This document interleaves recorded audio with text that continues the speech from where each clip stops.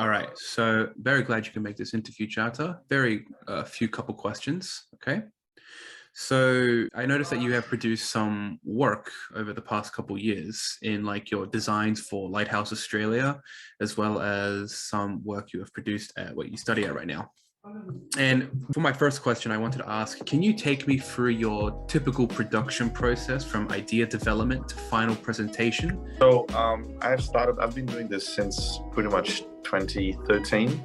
So it's been quite a while, and only recently, back in 2020, is when I decided to take it further and start studying graphic design at Anmore TAFE. You know, I've been getting a bit of help here and there with pictures.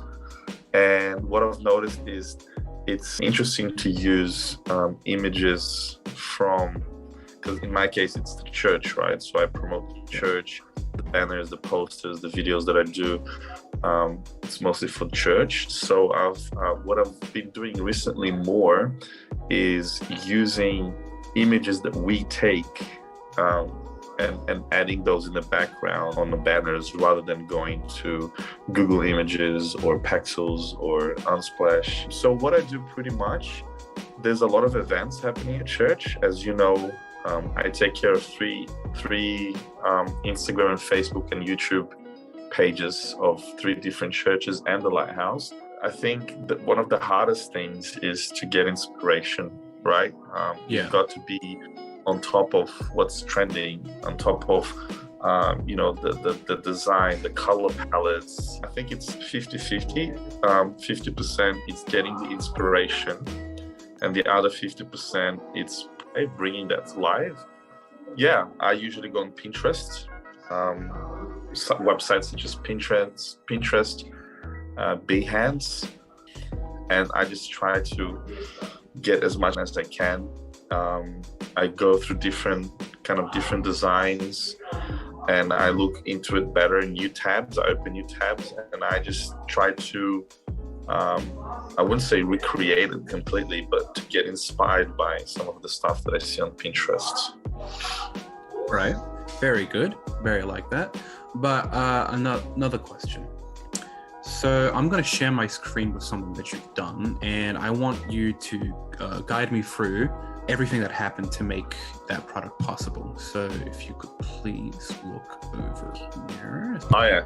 So I'm a big fan of textures, also known as overlays. An yearly event that we have for our church from the same ministry come together for a big event.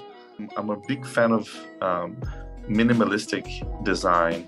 You know, those 3 letters, the EBO, are an abbreviation to the event. I wanted to pick a color that I don't usually use, which is orange, and that was kind of the color of the event. Some of the decorations were orange, you know, you could see orange here and there, and I wanted to give this modern / urban look to it.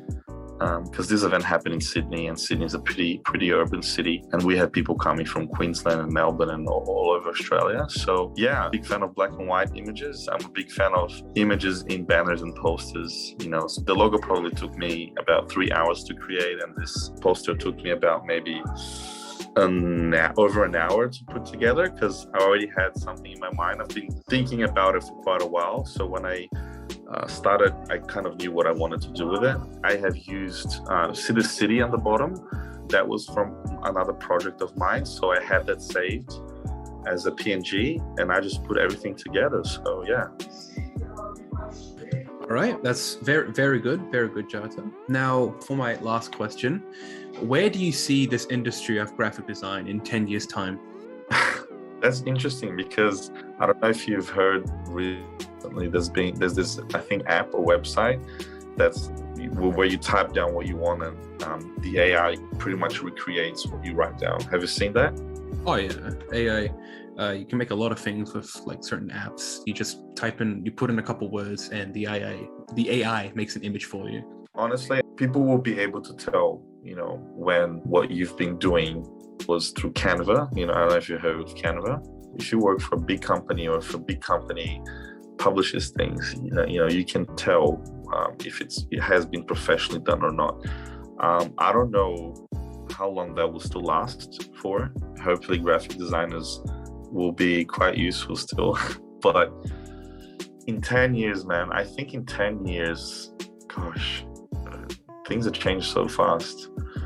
I don't know. I'm guessing you'll be able to put some, goggles on, and you'll be able to do things with your hands, without even touching a computer.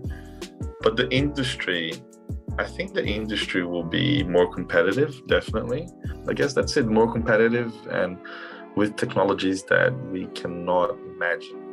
If the industry gets more competitive, do you think that will hurt the way collaboration works? I don't know if it will. Well, I mean, obviously, if the industry goes in decline because of people being able to do the work themselves, a good graphic designer will always have his or her value, Definitely.